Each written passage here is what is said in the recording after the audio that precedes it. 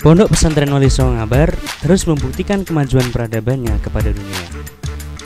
Salah satunya dengan penerapan sistem pembayaran cashless atau non-tunai dengan smart card yang dirasa lebih praktis dari pembayaran tunai. Lalu, bagaimana pendapat santri mengenai hal ini? Lebih nyaman pakai cashless atau tunai? Mari kita simak. Enak kartu.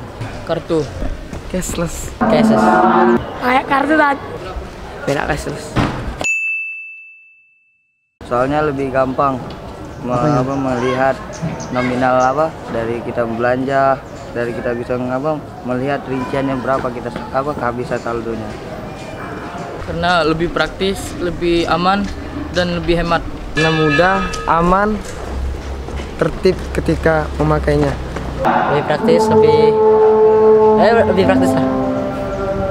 Mudah dipakai, terus kalau mau kembalian tuh cepet, terus biar enak dibawa kan. Kalau uang kan ribet, kadang jatuh. Itu bisa dihemat sama bisa biar nggak hilang-hilang. Jadi, bagaimana sih fungsi smart card sebenarnya? Mari kita simak penjelasan selengkapnya. Oke, sebelum kita membahas tentang kartu smart card ini, Pondok Ngabar pada tahun lalu sudah memulai proses transaksi pembayaran SPP via virtual account. Setiap santri mempunyai satu rekening untuk pembayaran SPP serta pengiriman uang saku. Nah, pada tahun ini kita akan mengembangkan sistem virtual account ini dengan satu fitur baru, yaitu smart card. Kartu ini akan kita gunakan untuk pembayaran transaksi non-tunai mulai tahun ajaran 2020-2021. Sehingga setiap anak akan mempunyai satu kartu ini yang berfungsi untuk pembayaran di seluruh merchant atau toko-toko unit usaha pesantren, baik yang di dalam asrama maupun di luar asrama. Bagaimana caranya kita untuk mengisi kartu ini? Nah, Bapak Ibu bisa mengisi kartu ini via transfer. Berhubung kami bekerja sama dengan Bank Muamalat, ketika Bapak Ibu merupakan nasabah bank itu, maka bisa melakukan transfer ke virtual account dengan cara pilih transfer virtual account.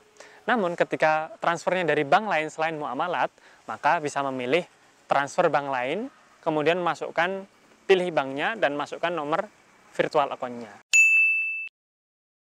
Bagaimana ketika orang tua memberikan uangnya secara tunai kepada anak? Nah, anak atau wali santrinya bisa menyetorkan uangnya ke BMT Ngabar atau melalui kantor administrasi keuangan, ADM Putra atau Putri. Yang menjadi pertanyaan adalah bagaimana tentang sistem keamanannya?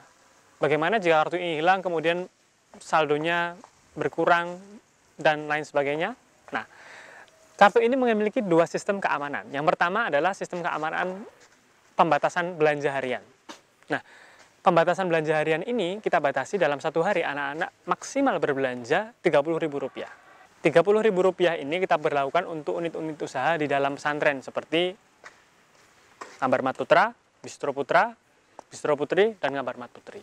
Nah, unit usaha luar ini adalah unit usaha yang jumlah belanjaannya nggak terlalu besar.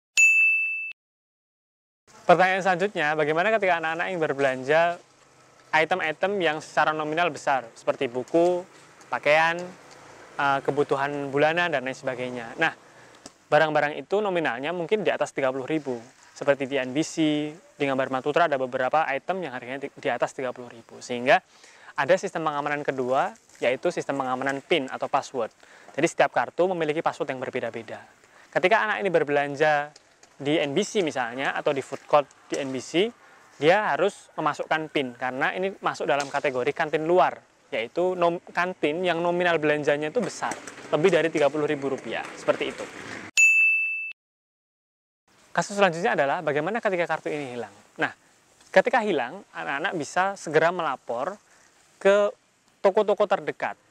Misal, posisi kehilangannya di Bapenta, maka dia bisa langsung turun ke Ngabar Mat Putra, atau ke ADM, atau ke Bistro, atau ke Distro. Nah, segera melapor ke kasir, kemudian kasir akan segera memblokir kartu anak-anak sekalian. Nah, ketika sudah diblokir, maka otomatis tidak akan bisa dipakai untuk transaksi oleh orang lain.